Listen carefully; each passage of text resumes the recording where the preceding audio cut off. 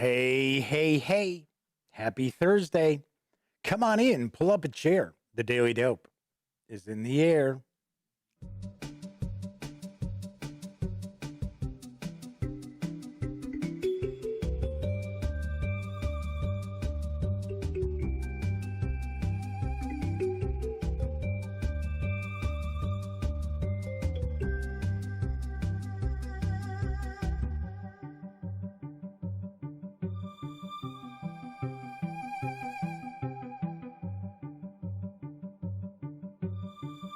Howdy, howdy, howdy, gang. Yes, I'm Jeff McAleer, back once again as your host here at The Daily Dope, presented by thegaminggang.com, which I happen to be the Grand Poobah.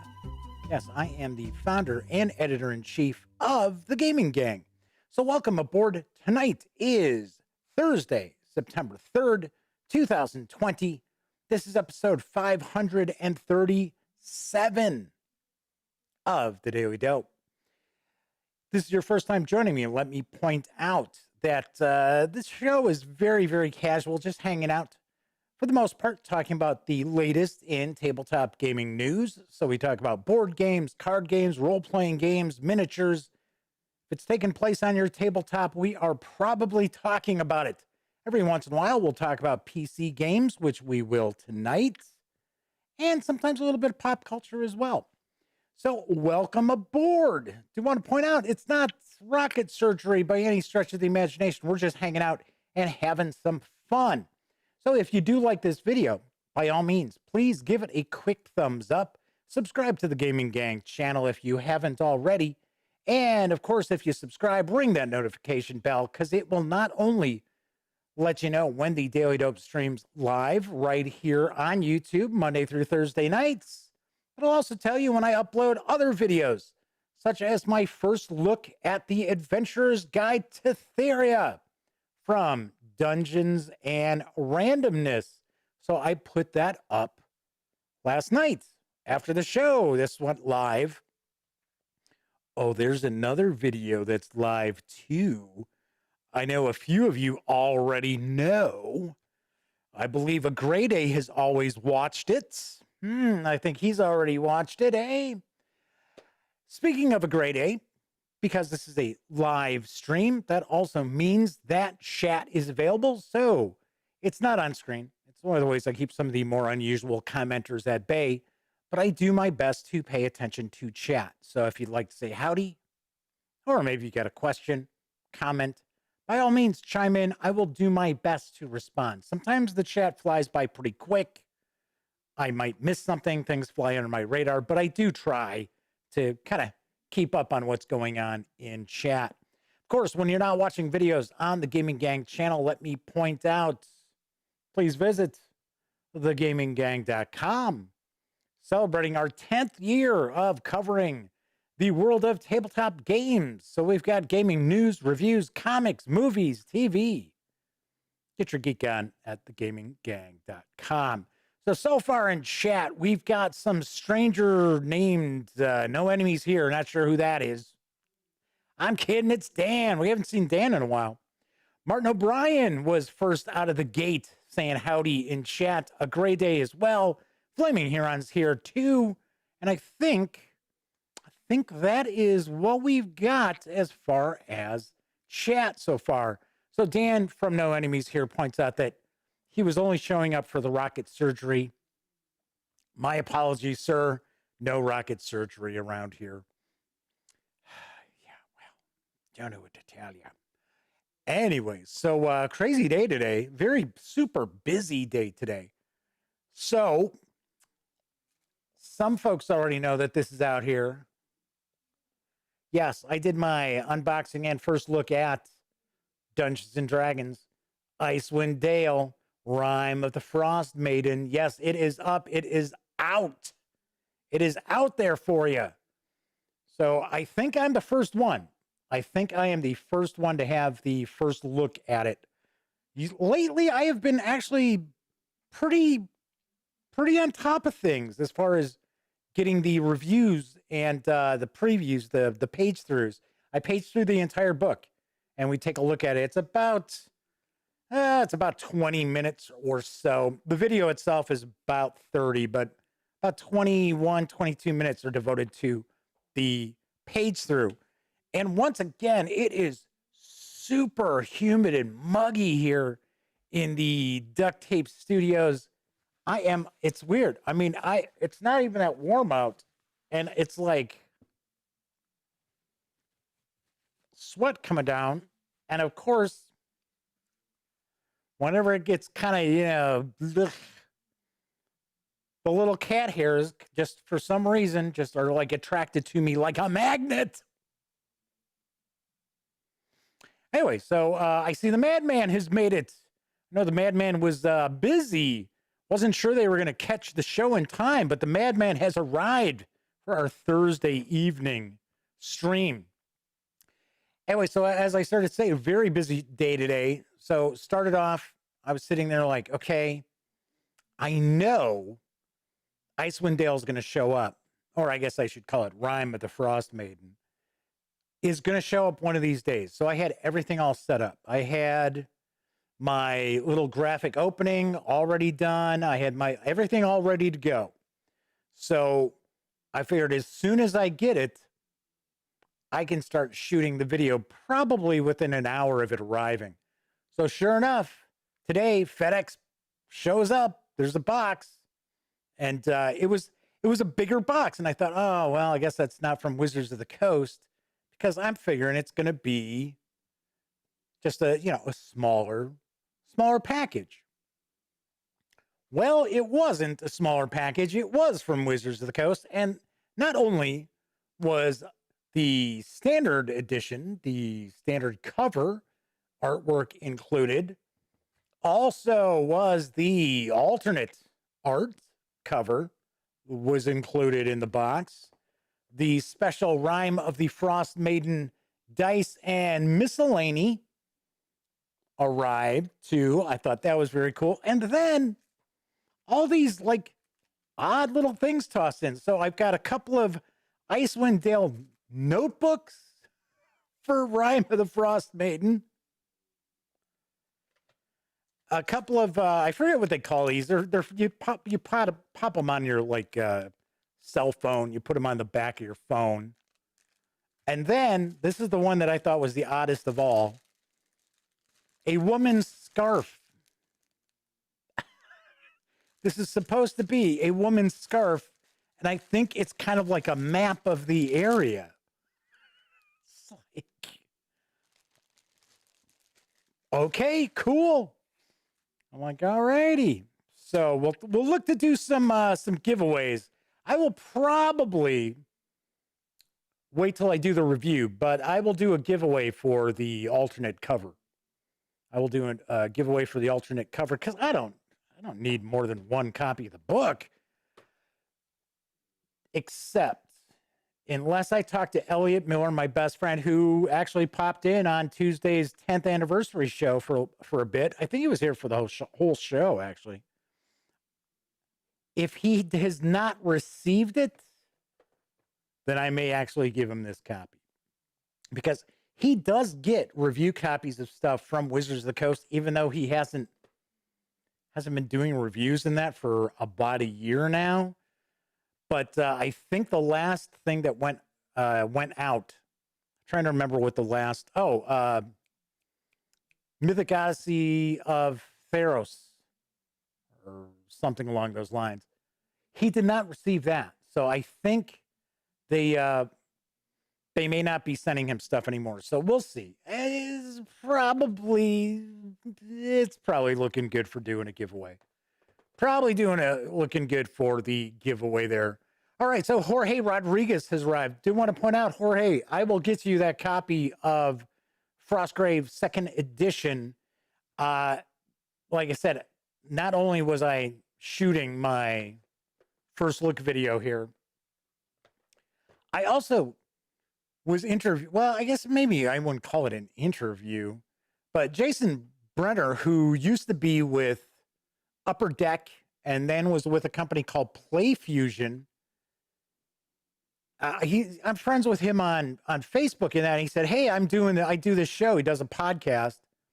And I guess he talks to people, in the gaming industry and stuff, kind of like what Dan from No Enemies Here does, except it's not simply all gaming stuff. In fact, hate to say this, most of the interview was political stuff, which I was very surprised we went there.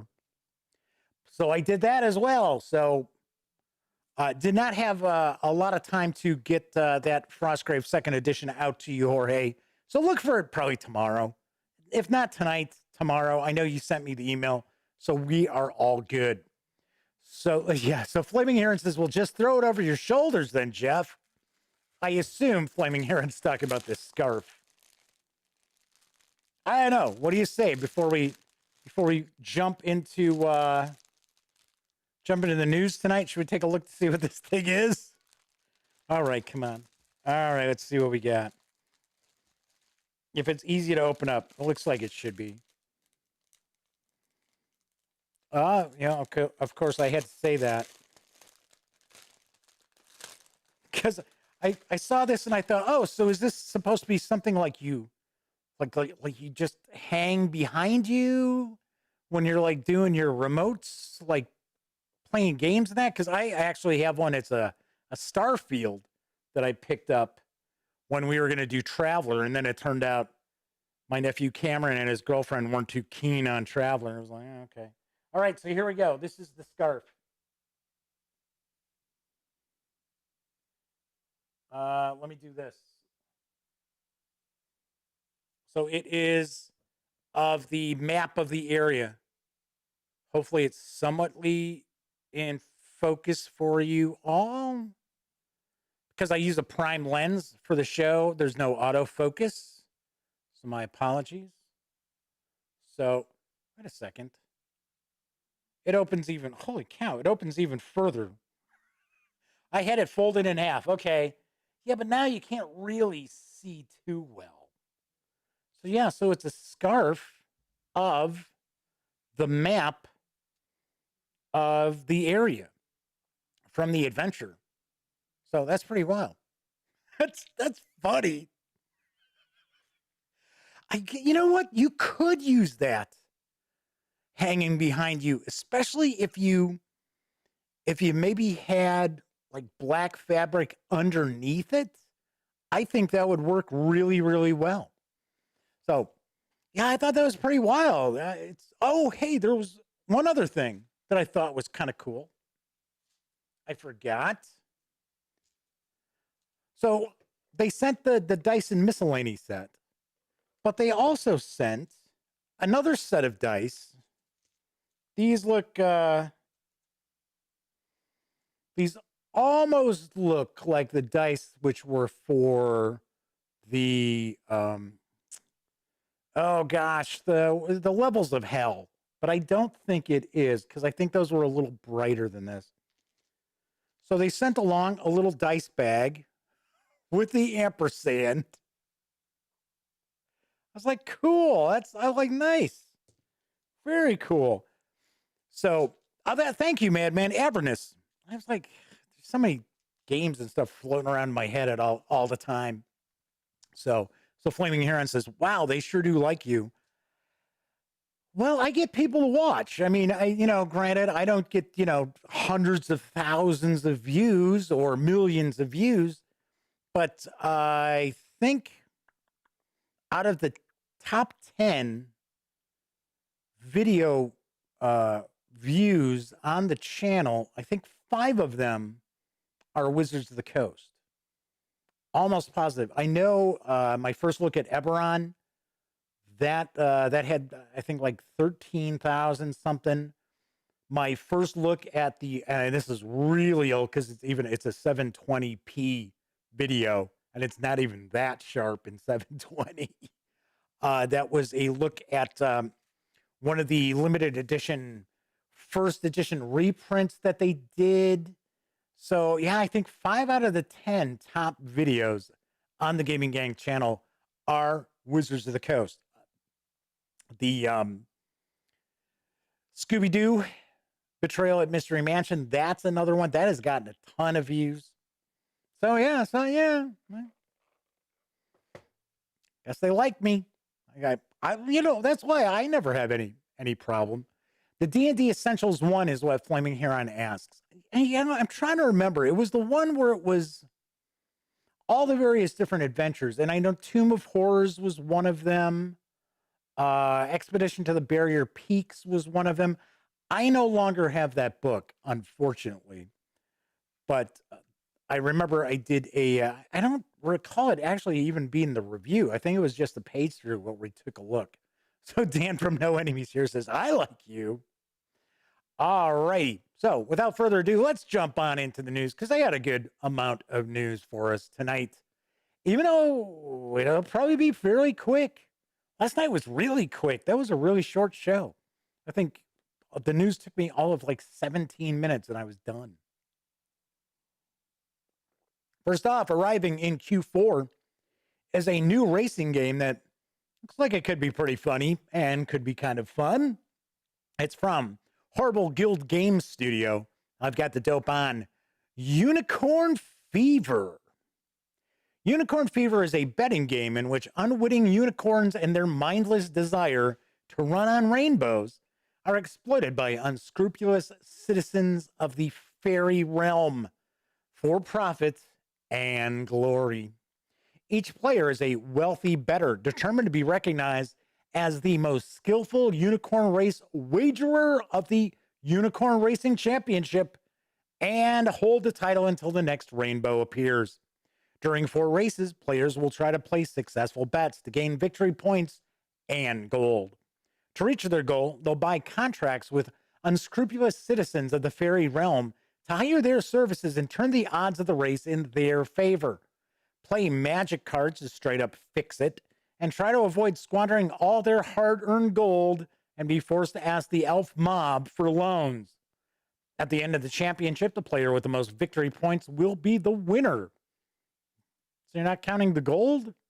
Okay. In Unicorn Fever, the race is managed by an AI mechanism. When the race starts, you won't be able to perform any action. The unicorns will run freely and sprint on the board. All you can do is watch the race unfold, shouting and cheering for your favorite unicorn. That would probably be kind of weird. Players will perform actions before each race, allowing them to fix the race with magic, place bets, hire shady characters to gain special abilities, or even perform combos between the above.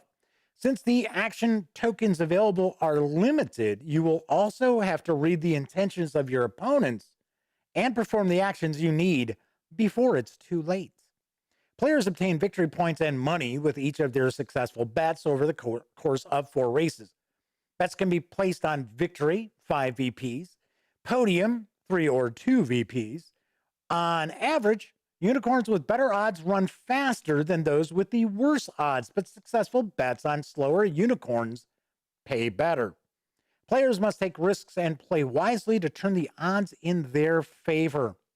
Unicorn Fever is for 2 to 6 players, ages 14 and up.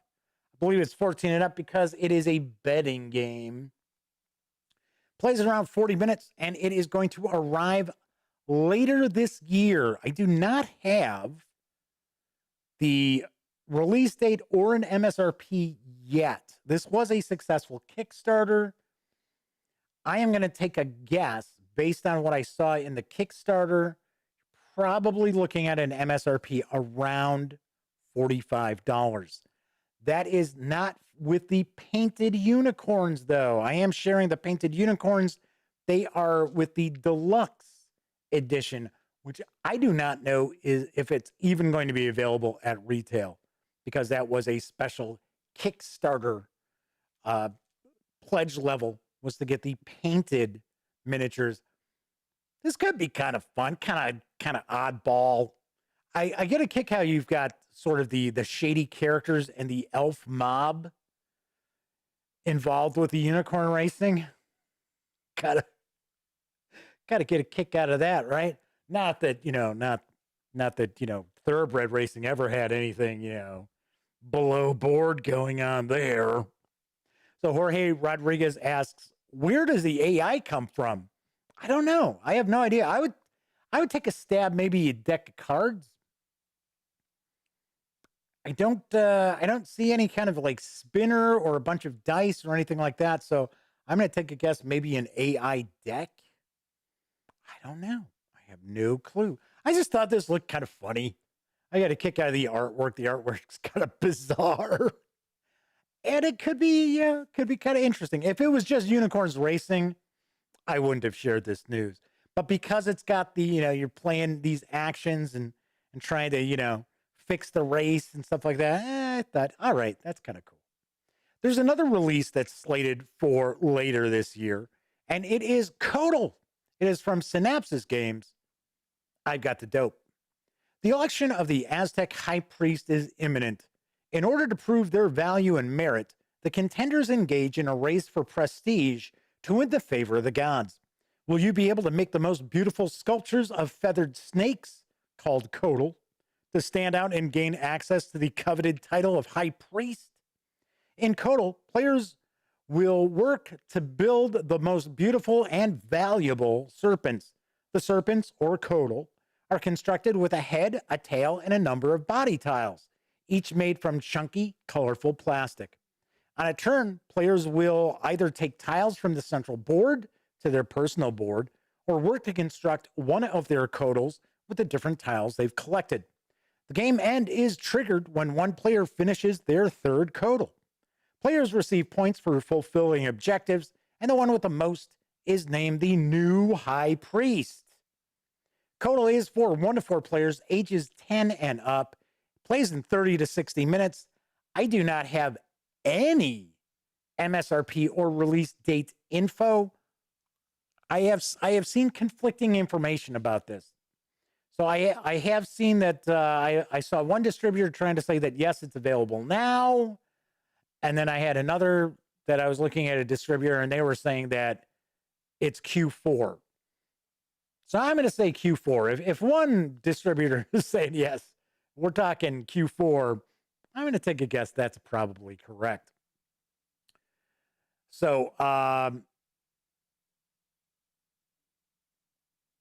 not sure. A Grade A is talking about something wasn't working. I'm not in chat. I'm not. It's because I saw. Did Jeff flip the table? It's like I don't know. I don't know. So and then Dan, a Grade A was giving Dan some info about Luma Games, which Luma Games just combined with somebody else. I could have sworn. I could have sworn. So Grady is talking about the stream had dropped for them. That's weird because I don't see it. I see we dropped a couple of frames early on, right at the start again. I don't know why, but since then we have looked. Now, of course, I say something. Watch, it's going to disconnect us or something. But anyway, yes, Jorge says, yeah, the game looks nice. Pretty colorful. Yeah, that was one of the reasons why I shared this info. I believe this game has been out, but not in English.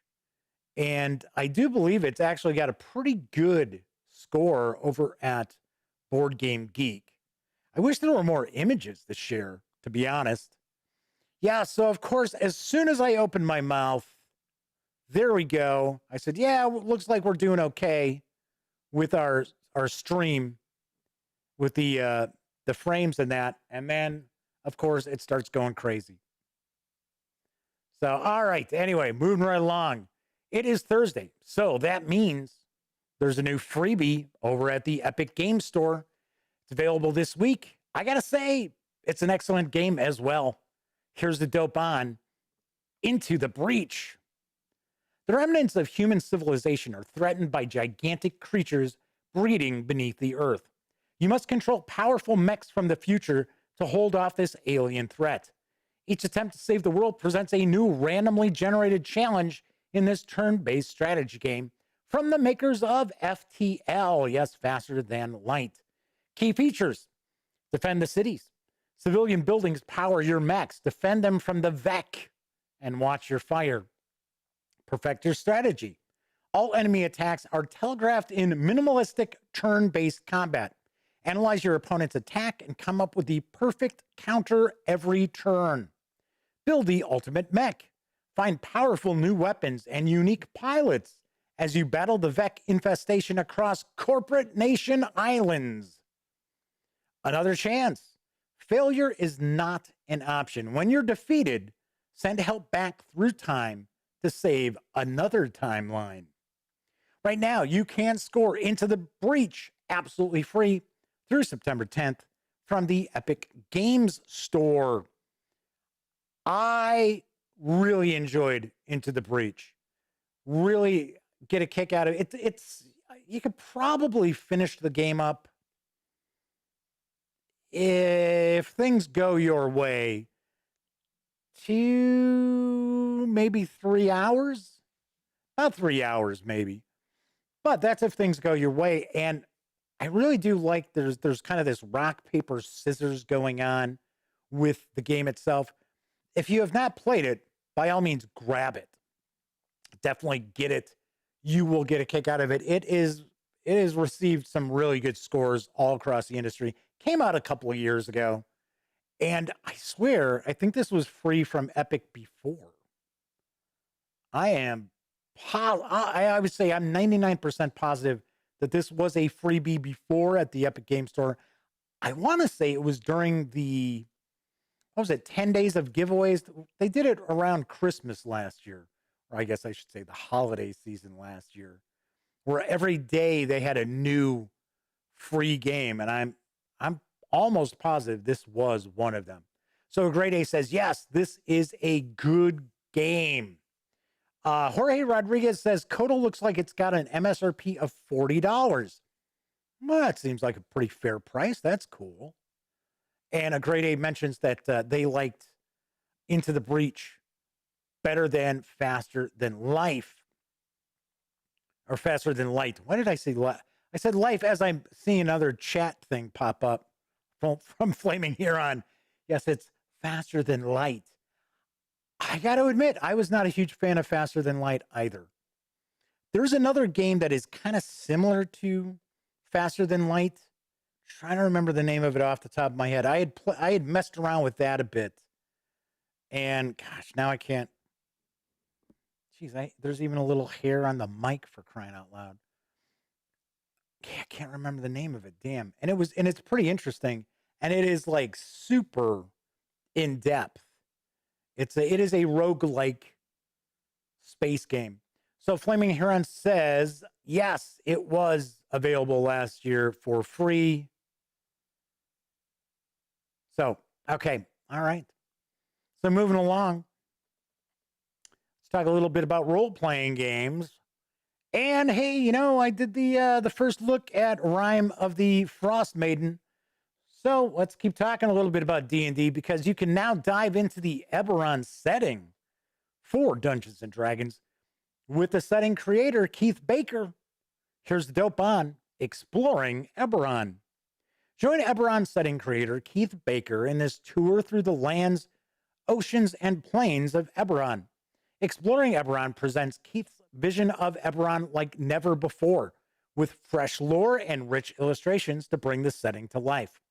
In this book, Keith takes players and dungeon masters on a thrilling dive into the world of, you guessed it, Eberron. Encounter the monstrous folk of Druam, the goblinoid heirs of Deccan, the Mirar dwarves and their realm below, and the Sahagin. I never pronounce those guys right. I don't know. They're the fish guys. And merfolk, dwelling beneath the waves. Embrace faiths of altruism, pragmatism, and darkness. Browse the tomes of Dal's Vault of Memories. Seek the Amaranthine cities of... Gosh, now I can't find it. Irian and Mabar. Meditate with the Gizeri monks of Kithri, and much more. I don't know how any of this stuff is pronounced. I'm just rolling with it. The adventure won't be easy. Mighty friends and foes await. From legendary archery and proud Sohagan to nightmarish Quarry and alien Delkir, Eberron is a world in need of heroes. But take heart. Between these pages lie a host of character options for would-be heroes to enjoy. You'll discover new archetypes for the artificer, the cleric, druid, monk, and bard.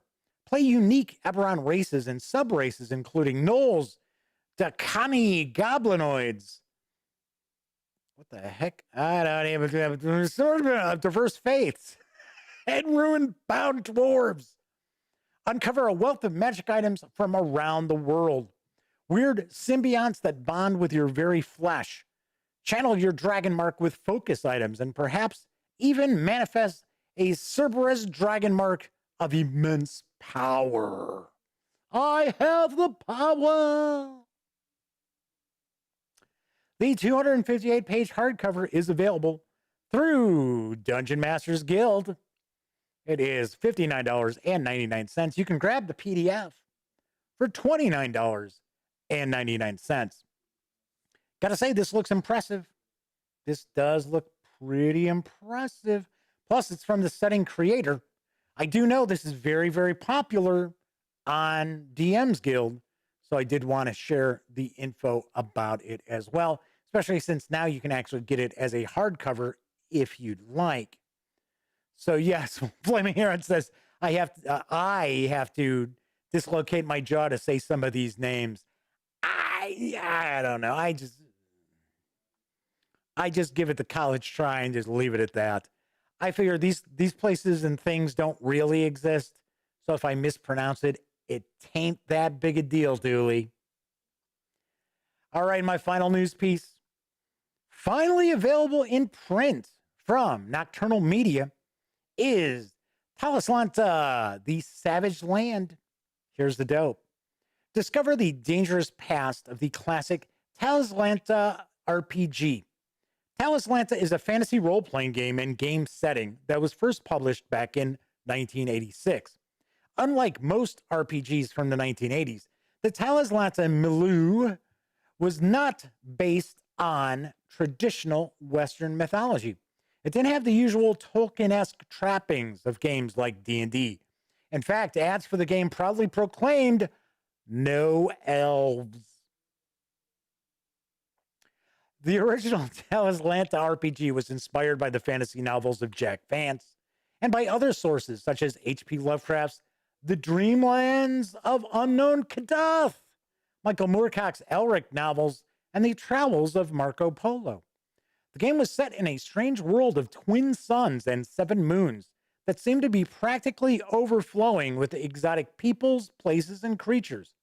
The time was a new age, a Renaissance-like period that started 1,000 or more years after the Great Disaster, a cataclysm that marked the fall of the once great Archean Age. During this era, Talislanta was a dangerous place, especially in the wilderness, which lay beyond the walled cities. But for many who lived in the New Age, there was also a sense of hope and the possibility of greater things to come. That was now. This is then.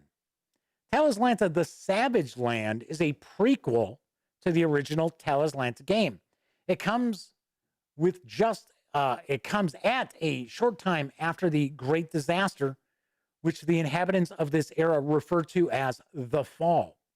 The period is a nightmarish version of our own Dark Ages. All knowledge of spell casting has been lost. Maps are nearly non-existent, and much of the world is unknown. Most of those who survived the fall are illiterate and governed by superstition. There are no nations, city-states, or even laws.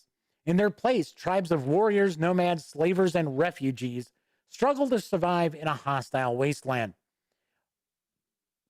Torn by centuries of warfare and a malevolent magical maelstrom known as the Gyre. So for some strange reason here, my little teleprompter is not located. It's being blocked off by something. That's why I'm kind of like. Anyway, the 258-page hardcover is available at Drive-Thru RPG for $39.99. You can grab the PDF for $15.99. So this actually was released, I believe it was in 2018. The Savage Lands edition here, but it was not available in print. It is now available in print for the first time through Drive-Thru RPG. So, a Grade A says that they think that there has been 5 editions of Talislanta. I had heard that there were quite a few as well. So a Grade A says Wizards did the 3rd edition. Daedalus picked it up. Then they went out of business. I have to be honest. I don't know how active, I guess we'll say, Nocturnal Media is nowadays. Seeing that I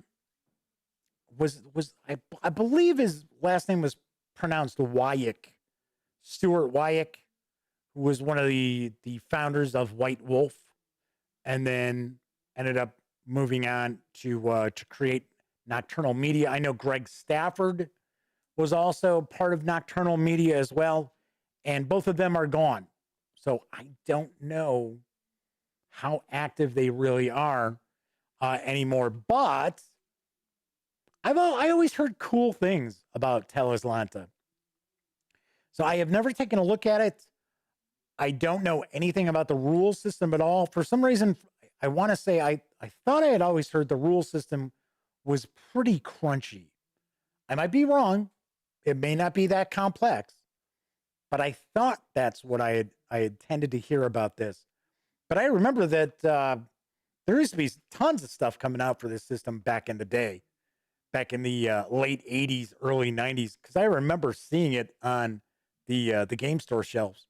So Flaming Heron says, don't get me wrong, Jeff. I just enjoy your pronunciations of anything unusual.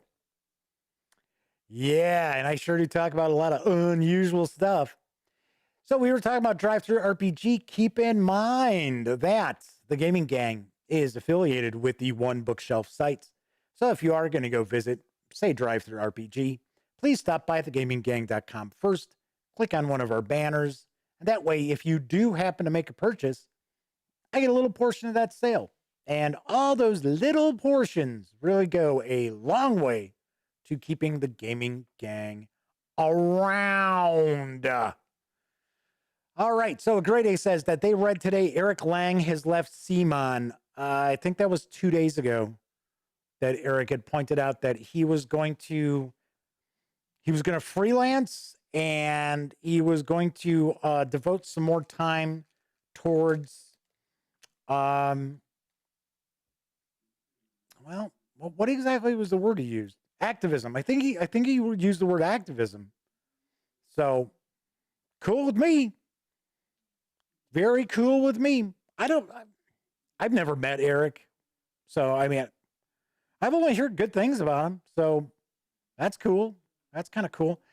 Cool Mini or Not is, I don't know. I interviewed Cool Mini or Not way back in the day, and that was at Gen Con.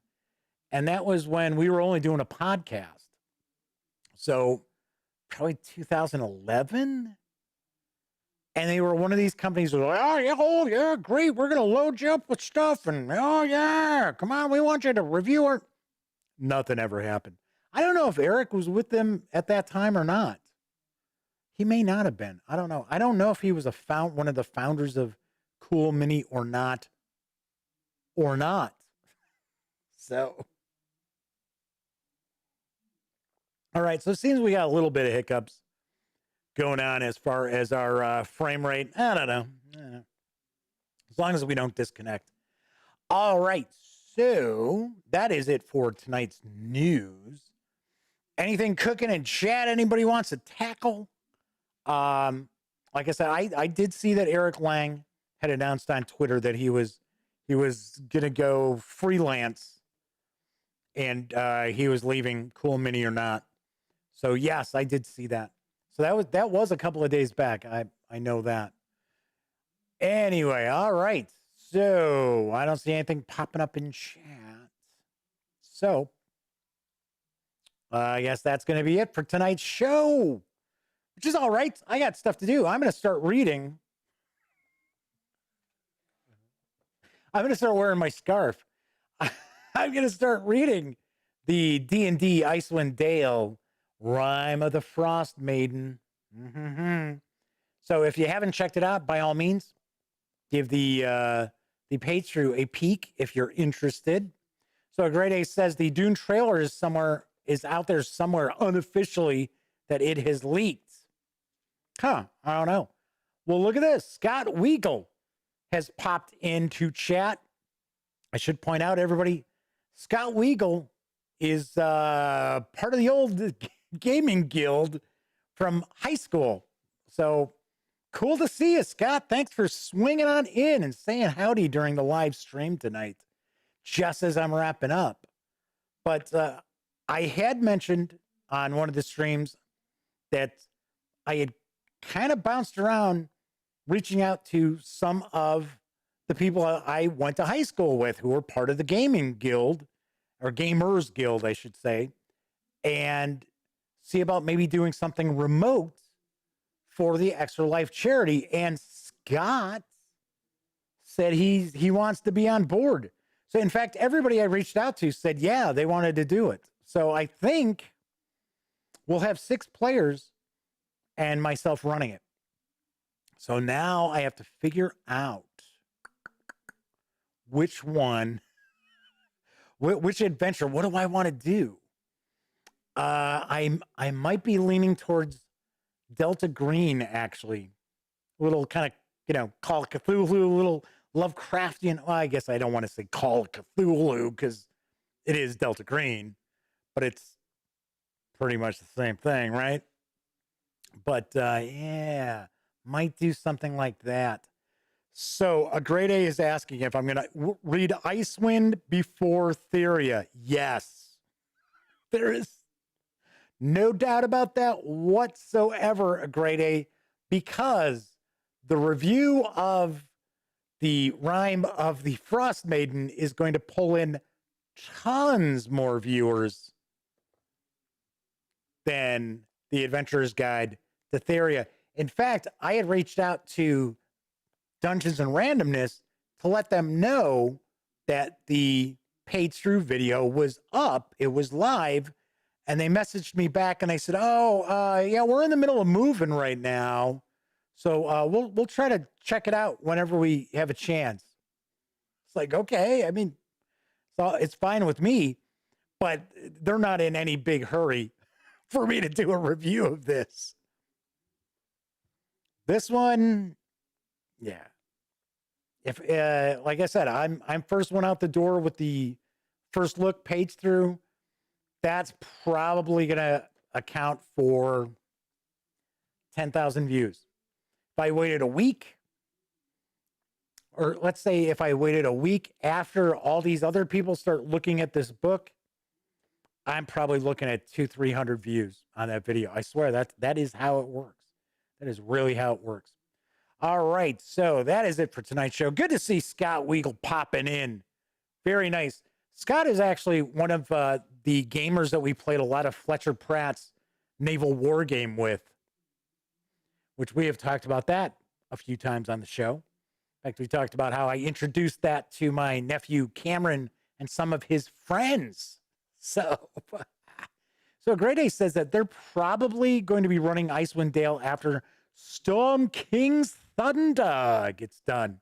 Dan Webb has popped in, said, great show. Thank you very much, Dan. Welcome aboard. Thanks for joining me. So, and Scott is talking about Might and Magic. All right, everybody. So this is my last show of the week. Just in case you don't know, there are no shows on Fridays. As Flaming Huron asks, is Jeff still the same? Scott lives way on the West Coast, folks. I haven't seen Scott in person in decades. So that's kind of funny. So is he still the same? No, I'm older and fatter. In fact, speaking of the fat thing, I have a doctor's appointment tomorrow. I got to go see my GP and find out what is the deal with this thyroid medication they put me on because I put on weight. And they're like, "Oh yeah, you're going to lose weight on this thyroid medication." Oh yeah. So if folks out there have noticed that I have put on a little bit of weight, and it's because of that. I eat the same thing as I did before. still kind of, I was going to say, I don't like chow down a bunch of stuff. I don't eat that much. But yeah, strangely enough. So Scott says, yes, multiple decades. Multiple decades. So Grade A is asking if there's a show on Monday. Yes, there is a show on Monday, a Grade A. I only took this Monday off simply because Tuesday night we were doing the 10th anniversary show, and I figured, we'll just, kind of lead up to that. So Grade A says, who hasn't put on weight during COVID? Nobody I know. See, but the thing is, I would understand putting on weight during the pandemic if I found myself like snacking a lot more and things like that. No, I really have not changed my diet. I'm telling you, it is this. In fact, I am going to bend the doctor's ear when I'm in there tomorrow morning and tell them, hey, you know what? You put me on this thyroid medication. The test results came back and it doesn't look like it's really doing what it was supposed to be doing, except it's making me fatter. All right. Anyway, that is it for tonight's show. I best get out of here because it looks like our frame drops are really kicking in. Anyway, as I like to point out, if you like this video, please give it a quick thumbs up. Subscribe to the Gaming Gang channel if you haven't already. And if you do subscribe, ring that notification bell, because not only will it let you know when the Daily Dope streams live Monday through Thursday nights right here on YouTube, it'll also tell you when I upload other videos, such as my first look at Dungeons & Dragons Icewind Dale, Rime of the Frost Maiden. And of course, when you're not watching videos on the Gaming Gang channel, be sure to visit thegaminggang.com for all the latest in gaming news, reviews, comics, movies, TV. Get your geek on at thegaminggang.com. Those of you who watched live, thank you very much for keeping me company in chat so I'm not just babbling on into the ether. But if you don't have an opportunity to watch live, maybe you watch after the fact, maybe you're watching on Memorex. Thank you very much. I really appreciate that as well. I have a soft spot for anybody who takes some time out of their busy day to watch this knucklehead just pontificate in front of the camera. Anyway, everybody enjoy the upcoming weekend. Enjoy the rest of your Thursday night / Friday morning. Of course, I will be back on Monday. And of course, until then, as I close out all my videos right now during this pandemic, unfortunately, please do your best to be smart and stay safe.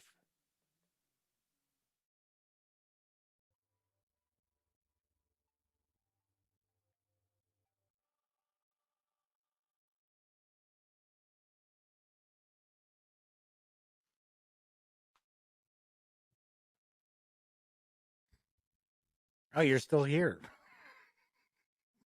Well, if that's the case, let me point out that the things I'm going to be pointing at, if you are just watching the Daily Dope stream, you may not see what I'm pointing at. Usually it will take about 12 hours once the stream is finished for YouTube to allow me to add my end screen. But if you're watching one of my other videos, such as my reviews or interviews, first looks, page throughs, what have you, well, then, by all means, click right here and you can subscribe to the Gaming Gang channel. If you click right up here, you'll find the latest episode of my live stream, The Daily Dope. And if you click over here, that's going to show you something that YouTube thinks you might like. Regardless, once again, I'm Jeff McAleer, and thank you very much for watching.